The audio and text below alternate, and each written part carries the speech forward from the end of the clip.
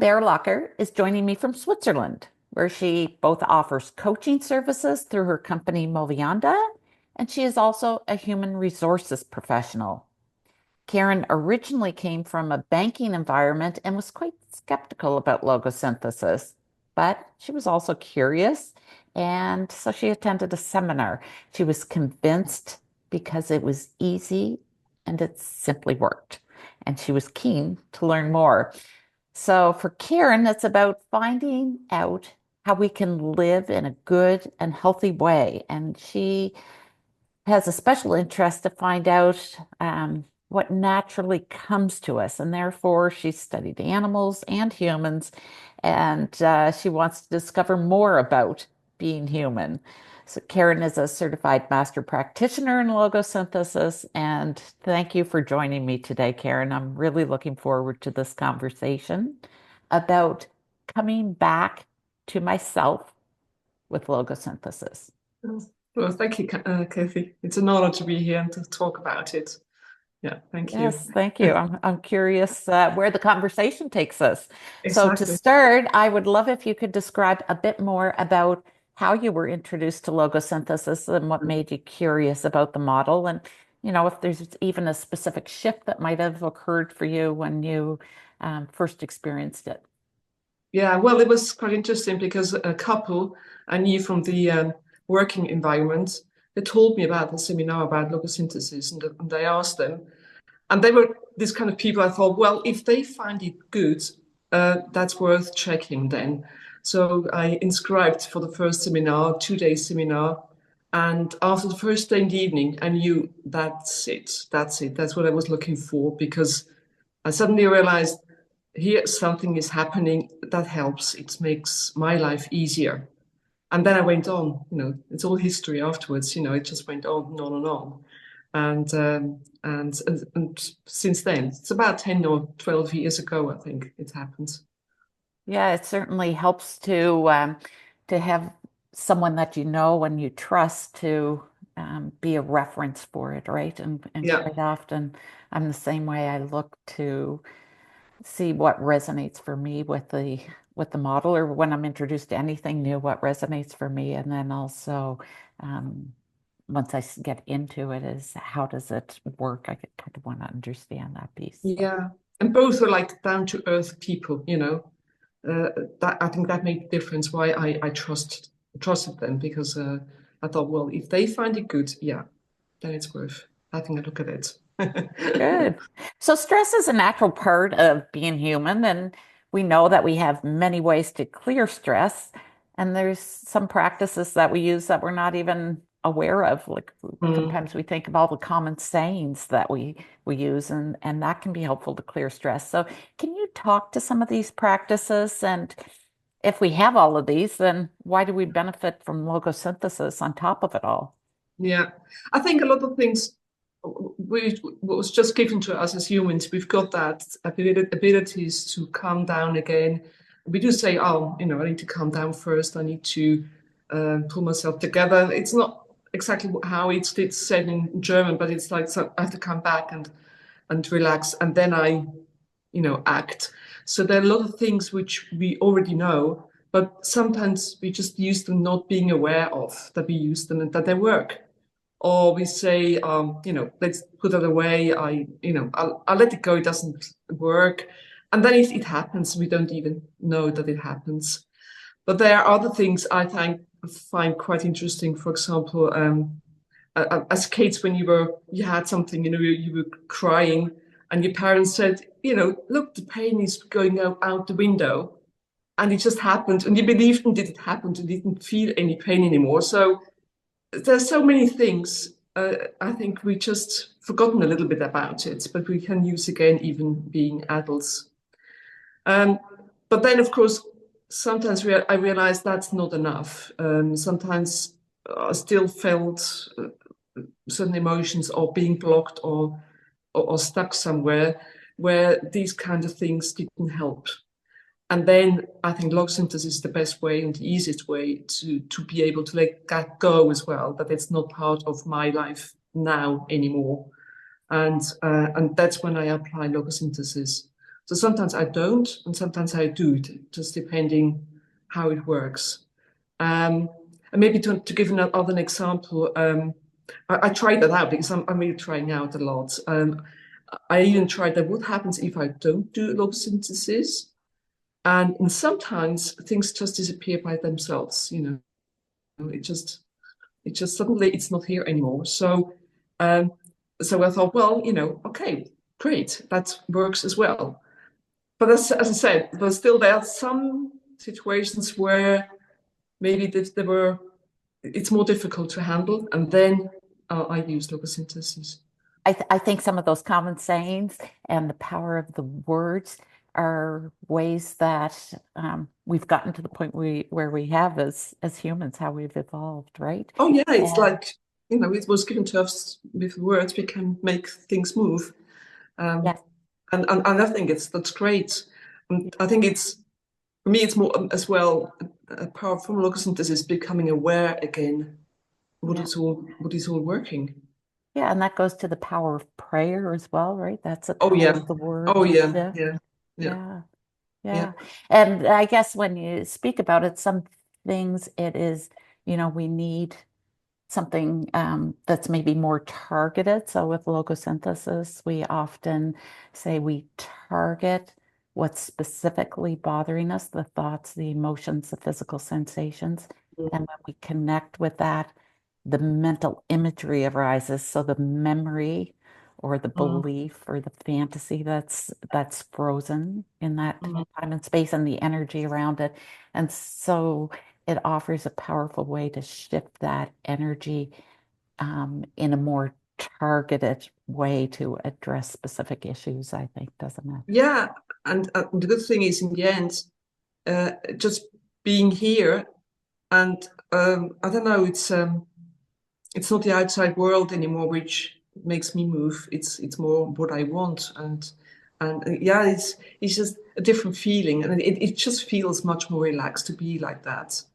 Um, and that's great. Yeah, I'm so glad. Yeah. Well, and at times, when we talk about logosynthesis, we sense that it's a matter of letting go of these stressors and letting go of what we don't want. But yet, I know that when I speak to you, you also talk about coming back and coming Yeah. back to myself. Mhm. So are you able to explain this distinction and why it's so powerful for you? Yeah. Well, letting go is more what I've experienced or what I think which might happen in the future, things like that. That's more letting go. Because I don't want to cling to it. And coming back is a different thing because it's being in myself, being in the body, and feeling fine being in my body, which it's for me it wasn't even coming back. It's coming. It's arriving, being here in the end, Okay. because out of a few experiences I had when I was quite little, I must have decided not to enter my body fully because it was too painful or too not very nice to be there. And I mean, that's a good thing about human beings. It's a way not to have to feel too much. It's going out, which we are able to do. But I didn't want to spend the whole life like that. So I decided to say I want to be here to 100%, and started that process coming into my body. And that's what's being like coming back or being here, Being being here, present. like coming, yeah, being. Being. Being. In the end, it's just being. Yeah, it's just being, nothing else. And Yeah, and I think what you say is important because it is at certain points, especially when we're very young, it's that survival instinct, right? Things can yeah, feel overwhelming, yeah. situations can feel overwhelming. And often I say, when I look at it through an adult lens, then it might not be that big of a deal. But, some of those memories and some of those experiences we talk about in logosynthesis terms that we froze our energy there. And really it's almost like putting a protective shell around us in a sense, Or right? it just, That yeah, but it just didn't understand, and people, maybe what people forgot was to tell us and explain why that was happening, so that as a child I could get let go again. So I was just there and didn't understand, and and I think that's why as a child it was horrible. As an adult, of course, as you said, you think, well, it's not that bad, but as for a child it might be. Yeah, yeah, Yeah. And we think it's not that bad, and yet it's frozen, right? Like it's that frozen belief or that frozen yeah, conclusion that we reached, and we can't see anything possible yeah. until we kind of shift that memory and it opens up Mhm. to allow us just to be. We're not triggered by a stress response anymore, right? Exactly. And for me, it took quite a long time to understand what happens now from an adult point of view. But for me, it sounds very logical what happened. And then it was, I knew, okay, just do logosynthesis slowly, step by step, to let go that situation then, to be able to be here now in 2024, feeling fine. Yeah. Yeah, and Yeah, it's layer by layer, isn't it? It's not like you woke up it one is. Yeah, morning and yeah, mm, yeah, true. so I know from your work that you often introduce people to logosynthesis in the Mhm. workplace. So, you work corporately, and can you describe how you do this and what language you might use so that it's familiar and relatable for people? Yeah, I try to explain in a way that it's a language which they know. So I often explain, look, sometimes you even say, oh, I'm still stuck there, or it is still present, or you say that. So that means that part of you is maybe a little bit of your energy is still there, and you haven't let go yet. And people do understand when I explain them. And what and the bad log synthesis, I say, look, we know that we can with our words we can shift energy and things like that. And then I come up with the example as being a child, and somebody said to me, yeah, you in German you often said, you're a cow or something like that, very not very friendly. And and they always said, oh, take it back. And the other said, well, I'll take it back. Yeah, I'll take it back. And it was fine. So that means they said something, they took it back. So that's an emotion. So that's something moving. We can't see it, but it's still happening. And then I say, with logosynthesis, I just do the same thing. I take back things which are still somewhere where I shouldn't be, and I send back things which don't belong to me. And and like that, and I explained yesterday in the workshop, people understand what I'm talking about because it's something familiar to them. Because I try not to use two words which they even don't understand, which then they can't follow. So I use these kind of words. And what I as well say, I say, look, sometimes we're just not aware that we've got options. And then I explain the same example with the pain disappearing, or I give these kind of examples, and people say, oh, okay, so it's something just additional, but not esoteric, because some people here, they're still like, oh, esoteric, and then they just close up. Shut down. I was one of them. Yes. Me too, because yeah, I thought just it's just another, yeah, we call it model, but it's another option. It's just another capability, how we can yeah, make our lives easier in the end, and why not use it? Yeah, and I And then know when I first was introduced to it and started using it, I'm like, what do you mean this could just be resolved and shift like this? And I don't know about it. Like, how could it be that I don't know about this? And yeah, because it is so simple. but And this example of the cow really works well, because I used it yesterday, and then when I said, take it back, they said, oh yeah, yeah, yeah, yeah, and then it was fine, and then they understood what it was all mhm. about, and and otherwise we tried it out, and then I gave them time to reflect what was happening, because I thought that was important, so that they understand what they were doing. And I used a lot more the let go thing. So look, or the coming back, getting my energy back. And there as well, they got some said, oh, I don't want this energy back because they thought the negative emotions. I said, Yeah. no, it's not about emotions. It's about your life energy. I call it that way. And then they say, oh, yeah, I want to have this back. That's true. Yeah, because the emotion is just a reaction, right? The emotion. Yeah, but they're afraid that Yeah. they get that back and they don't want that Yeah. back. So, and that's why I had to explain it in a different way that they said, oh, yeah, okay, good. Yeah. And when we work with logosynthesis, we say, if something bothers me, then it's my work to do. So traditionally, if something bothers me, I work very hard at changing the situation or the other person so that it doesn't bother me anymore. Mm. And yet, to me, this is so empowering because if it bothers me, I can work on my reaction to it so that it doesn't bother me. And Yeah, and that is I huge. don't have to change the other person. I don't have to change the situation. I can if I want to, but I don't have to. I've got to be in my own hands to feel better about things. Yeah. Yeah, and when I'm not reacting to it, then it kind of opens up space that the situation can change. But if I'm always reacting, trying to change it, there's no space really for it to change, is there? Mhm. And so, like when you talk about the cow and taking it back, that is an interaction, right? So that's and in the workplace, a lot of times we work with other people, so there's a lot of team dynamics, a lot of relationship issues, and at times that can create a lot of conflict. So, how do you see a role for logosynthesis as like from a team or a group perspective compared to just strictly individual?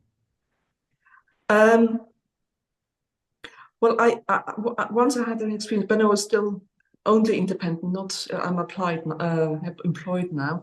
I had a group where the a boss which wasn't there anymore, was still in the system somehow and still bothering the team. It was quite strange.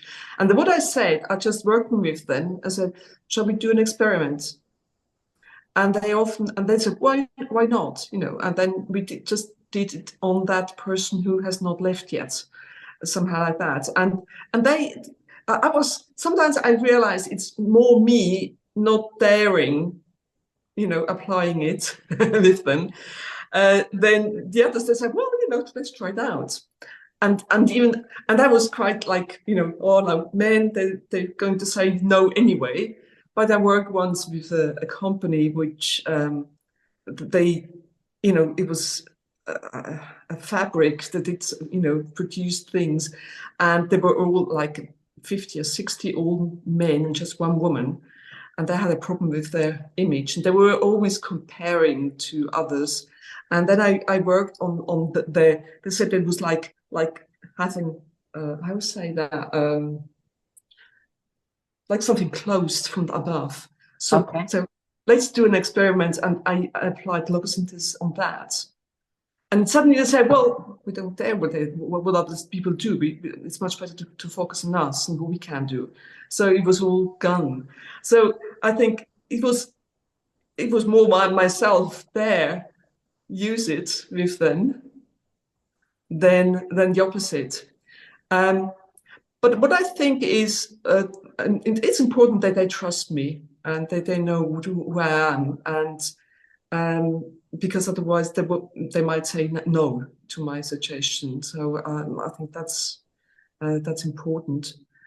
And sometimes I think, depending what's going on, if I realize, oh, that's something personal from one person in there, and the team just reacts to it. And what I used to do, I used to take that person away outside, and the others went for break to be able to talk to that person, or just the two of us, because sometimes they don't want to, talk about everything in front of the team. So I could discuss with them, say, what's happening right now, and like that help them, or maybe say a few the sentences just to make that person feel more relaxed.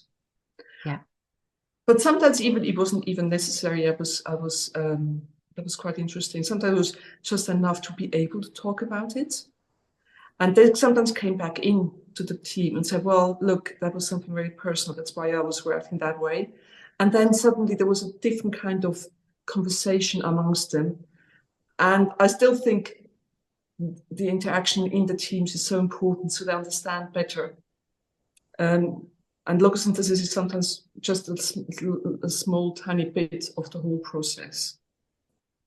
Yeah, it's a resource. I think, it's creating that safety in the group Mm, and an understanding as to what's actually happening, like what we're reacting to, why it feels intense. And I know when I was first introduced to logosynthesis and started training in the model, I was working in the corporate environment. And so I would encourage, we were going through a lot of change, a lot of uncertainty. And so, people were stressed out, and I would encourage people to use logosynthesis and we just experiment with it. But yet, as much as I realized how powerful those shifts could be and how simple, it's yet there's a need for safety around it, right? And the need for appreciating what's happening. And it's not like we have to fix everything, but it's mm, um, it's mm, sometimes just accepting that it is what it is mm, and being in that space. So I think, yeah, the more we work at it, and I see it in other professionals that work with logosynthesis too, the more we work at it, the more we kind of appreciate it is about us doing our own work mm. Oh, yeah. and creating a space where others can kind of do theirs. And Yeah. so, what would you say are some watchouts if you're working with people in a group and using it in the workplace, or things to take care of? Um, well, I think, first of all, I always ask them if they want to try it out. So I would never force somebody do something because that's what I learned from Willem, and I think that's very powerful and important to be only one step back behind Hmm. and just to see if that makes sense. And as well, I think, yeah, not to stick to logosynthesis, I have to do that, I have to do that. No, first listening, because in the environment, one question you told me once was, what are the situations in the workplace which can be difficult? And I think one thing is not being allowed to say certain things because the consequences could be risky because they might lose their job, they can't go on with their career, there might be a conflict which they want to have and things like that. So they often don't. They keep everything inside, and that's why I think give them the chance to talk about everything and say everything they feel. That's I think that's very powerful as well, and so important so they can let go of these words somehow, and uh, and then there's suddenly room for other things because I realize sometimes I often don't talk that much anymore anyway. People they talk about things and I think, oh, it's all negative, but I just wait till they're finished. And suddenly they come up with, oh yeah, I could do that and things like that. I haven't said anything. I was just there listening. And they come up with their own thoughts and solutions and new options suddenly get or become possible. And I think that's why I really wait if and see what makes sense in a situation. And there might be something I could offer logosynthesis at the end. For example, because as I say, change, they had their lives the way it worked, and suddenly it's a different life. And it can make sense then to say, okay, take back all my energy, still bound up in that old life, how I used to work. And that can make it easier for them to move on and be here and see what can I contribute and things like that. So maybe just in the end. Yeah. Yeah, I used to experience it when we changed computer systems and stuff, right? You're go, go, go on, and you get so efficient at it, and then it's a switch. And so I said, then it's easier for someone new to come in with the new system because they're not always kind of just automatically programmed to do the old system, right? So, Exactly. Yeah, yeah, you it's don't have easy. to unlearn. Yeah, Yeah. exactly. Yeah. Yeah, and I think you definitely make a good point about the staying behind the client. And so in logosynthesis, Willem often talks about slow, lazy, stupid. And basically what that is, you're taking time so that the person can come up with options, that we're not Mm. rushing it, we're not fixing it. Um, Lazy is again, they're exploring it. We're not doing the work. It's empowering the individual to um, to access their power, what's inside of them, coming back to themselves. And then the other piece is the stupid that we don't have all the answers. And And now, yeah, and that's got the new picture of how I see it, my that kind of work. It's watching them grow. nice, yeah, Yeah, watching them grow and being there and just being there, listening to them, and I might be like a sun or the water or whatever they need to be able to grow, or what helps them grow, and I like that picture because then I don't have to fix it; they grow by themselves. yeah. And plants, you don't have to, plant just grows. Why don't we do the same? It just Yeah, and grows. when I think of logosynthesis in terms of a model, what we're doing is shifting the energy in that, what the researcher would call mental imagery or energy constructs or memories, beliefs, fantasies. So we're taking those areas where our energy's frozen or energy's blocked and shifting that energy so it's accessible to us again. And from that position, we have more of our energy available for our growth. And to me, that's quite powerful. Yeah. Mm. Yeah, it is. Yeah, it is. Yeah. And when we work with logosynthesis, we are working with energy, and sometimes that can feel uncomfortable because compared to rational thinking, like the cognitive processes, this this is dealing with emotions. It's Mhm. more irrational or emotional, and at times this can feel intense, especially if there's old traumatic memories that we've been dealing with are complex issues like a parent that has been abusive or a relationship that's been abusive or struggling with extreme poverty or difficult conditions. And so that can be intense, and we've been conditioned to suppress it or push it down and push forward. So it can take some getting used to move from a cognitive, and we still need the cognitive. It's not like we don't Oh need yeah, that cognitive to get through, but it definitely. can take some getting used to. So can you speak a bit to that?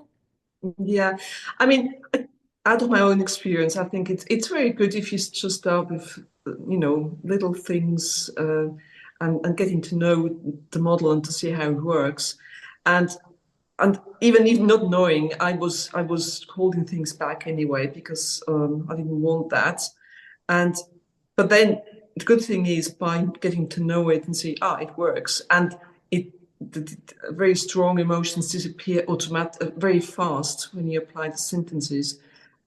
You gain trust in the model, and then you're much more open to face the real hard stuff, And but there, I would recommend anyway to do it with somebody else because it's much easier. I mean, it's like for me, it's like cutting the hair. I would never cut my hair myself because I can't see what's behind here, and but the coach can, and it's much easier. So you don't have to think about how shall I do that. You can just go into the process. He helps you, and then it's done with. That's important. Um, and and I think we could talk about that quite easy about, I think there's a reason why we suppress emotions or why we learned to suppress emotions. And maybe that was a part of the history of the family. You weren't taught that showing emotions is okay, or it's a cultural thing. I mean, I just can imagine during the war, you weren't allowed to show anything if you were in prison or wherever. So that could be still part of our lives. And and maybe just talk about that first to these people. And so they understand, okay, yeah, we've learned it somewhere, and maybe it's not that healthy or not that comfortable if you always swallow everything and keep it inside. And then, of course, as well, you need trust to slowly getting these experiences. Oh, it's not that bad to cry, because I'm one of those people. I wasn't allowed to show, only the sunny Karen was allowed, but not the sad or the whatever. That wasn't okay. That's what I'm told myself, at least. Yeah, And and my family would have been the same, right? My experience would be the same as, be strong, work hard, get through it, push through it, and don't complain and don't yeah, I think just get in every over family, it. Get over it. yeah, every family is the same. It's a different thing. In my situation, was a different thing. It was too risky to be sad, because then I was afraid my mother would break down again and would be sent away again. So that was. Okay. So you see, Yeah. it's like that. And then of course, if we talk with somebody about that, let's just see what they say. They come up with, they've got their own experiences. They will come up with their things. I would never, judge or try to find, or say that's the new problem. I don't know. They know that by themselves, and then maybe that can slowly open up more. And if they once had the experience when something quite strong just disappears, saying 3 sentences, which sounds so crazy and unreal somehow, they might realize, oh, I don't have to live with that. It might take some time. It's not always nice to feel it again, but it won't take long if you got somebody good, a good person helps you doing that. It could just be over and only in the past and not here anymore. Yeah. And that's, I mean, but I think every person just can take their time, but I think now with the last few years, I've learned a lot now how to do that, and maybe not taking, the wrong direction. I know better now, so you can learn from each other, and like that, solve things quite quickly. And for me, it's been really important to do my own work on it so Yeah, that I am better able to just be with it as opposed to, again, having to fix it, right? Or just to have an understanding, but also it's a different energy around it, isn't it?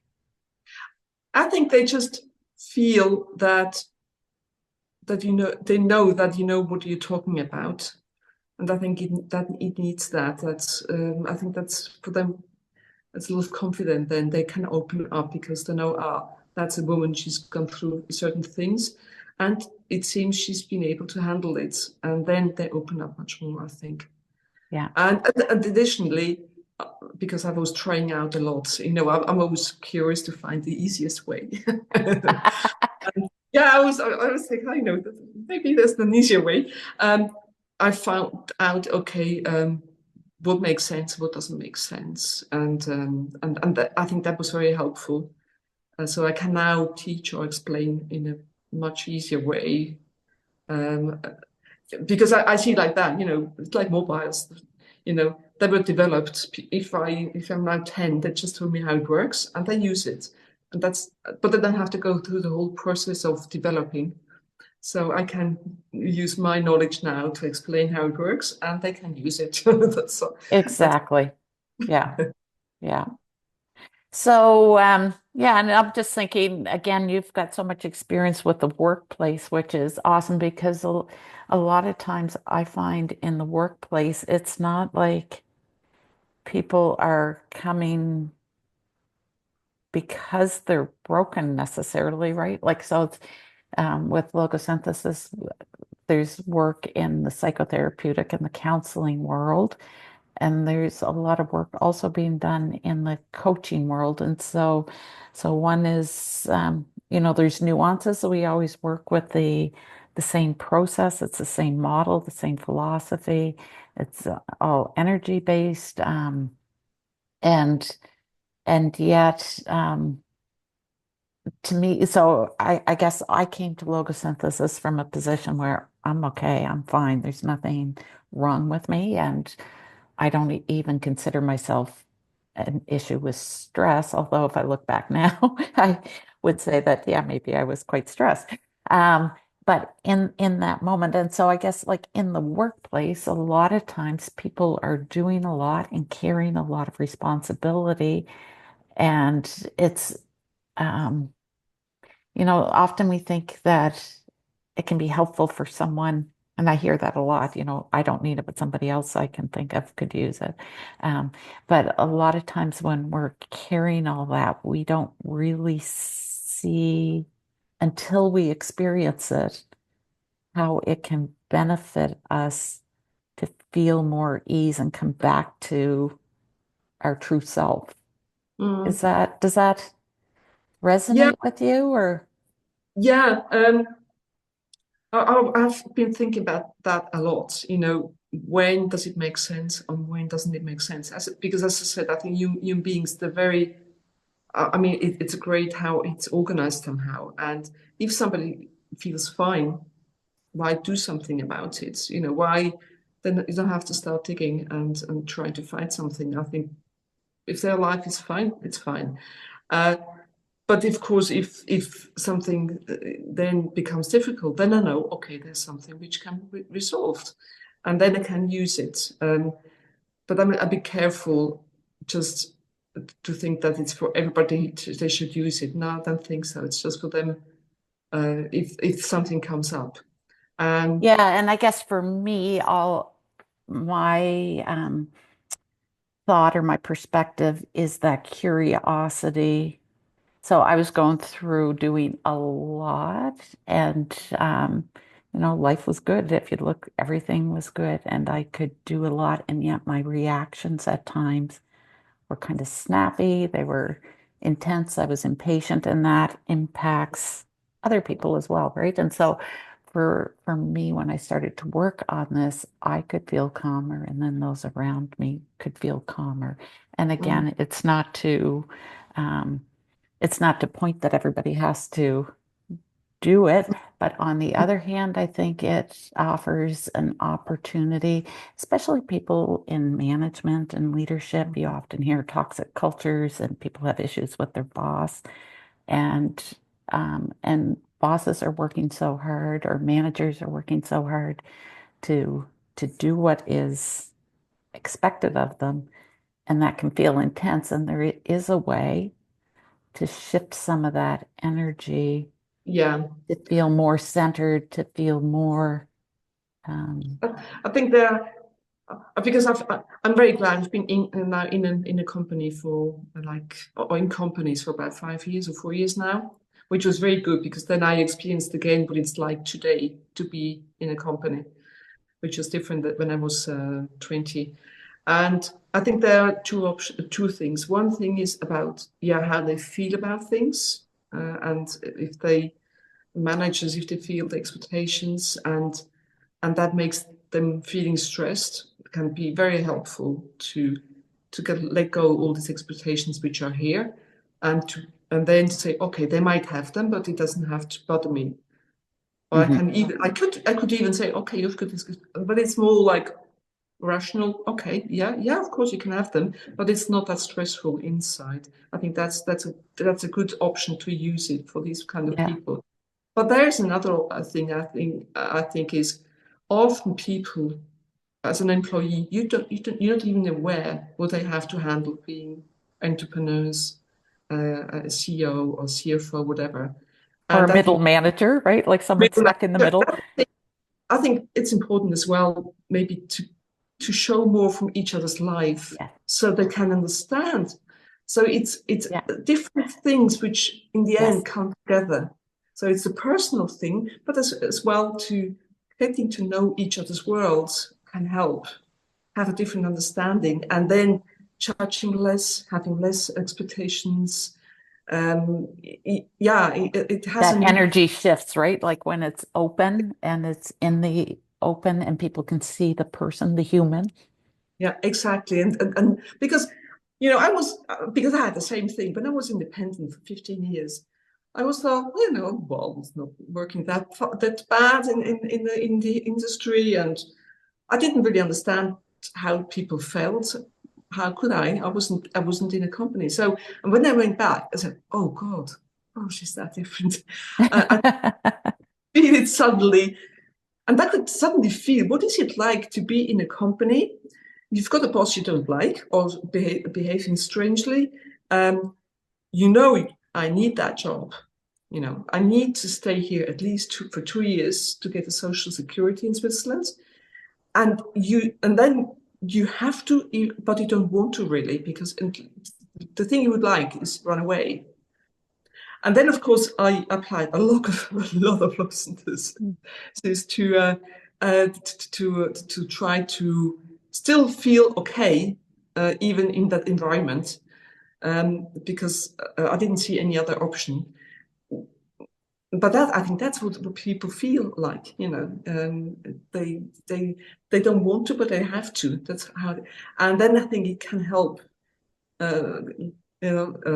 resolving that, and then think about it.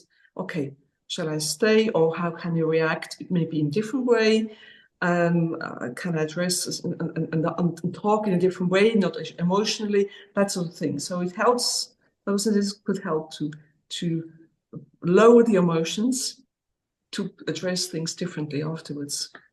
Yeah. So that was a good experience for me to become aware of. I didn't really like it, to say, but it was very Yeah, and good. sometimes when you're immersed in it, it's the best learning environment, isn't Yeah, it? Like if you're, it's yeah. one thing to sit back and look at everything and have an opinion. It's another thing to be in the middle of it. And yeah, I was in the same position with when Heinz bought Kraft or Heinz 3G bought Kraft, and all of a sudden there were massive layoffs and massive system changes and massive culture changes. And you're in the middle of it, and people are off sick, and yet you have a job to do. And so, how do you find calm? How do you stay focused and work through it? And not only for your own good, but for the good of those around you. And yeah. And it does this is a resource to help navigate that. And I often say with logosynthesis, a lot of people kind of compared, like, I don't know why young people are so stressed out now compared to when we were growing up. But if you look at even the shift in diversity and inclusion, and we bring together so many people with so many different backgrounds and so many different ways of working and so many different ideas and stuff. I've worked in that, and it's not near as easy to work in it as when you're working with a group that thinks like you, that acts like you, that wants to get things done the same rate as you. So yes, there is more stress when we're in a diverse and in changing And, environment. and I think it can help. There, it can help a lot to let go of the idea how it should work, Yeah. because much more able. And then maybe in the end, you can even see it as a play, and it's not that stressful if you can let that go. And the other thing about the young people you were mentioning, I think what I did, that was the last like 2 months or so. I did a lot of close synthesis on news, on Yes. everything else which was there. Because every time I watched the news, I was like, I felt something. And then, of course, then you're stressed if you just hear that, and you're shutting down slowly. And I did a lot of flow instances on these things, and I think that could help a lot. And I think the adults should be careful and do that kind of thing, because if they just talk in a negative way all the time, that's not creating trust for young people growing up. Yeah.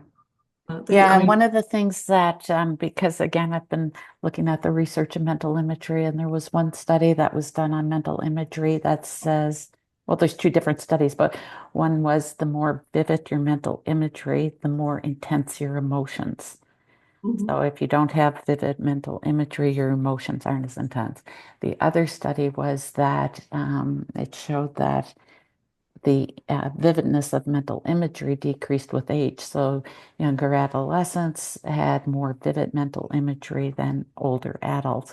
And so if that's the case, then the vividness younger people can have more intense emotions than what Mhm. older people experience. So often we think of it from our position and we're not aware of what others are experiencing. No, exactly. I think that experience and growing older, you see life different anyway, and think, oh, I've known that, Yeah.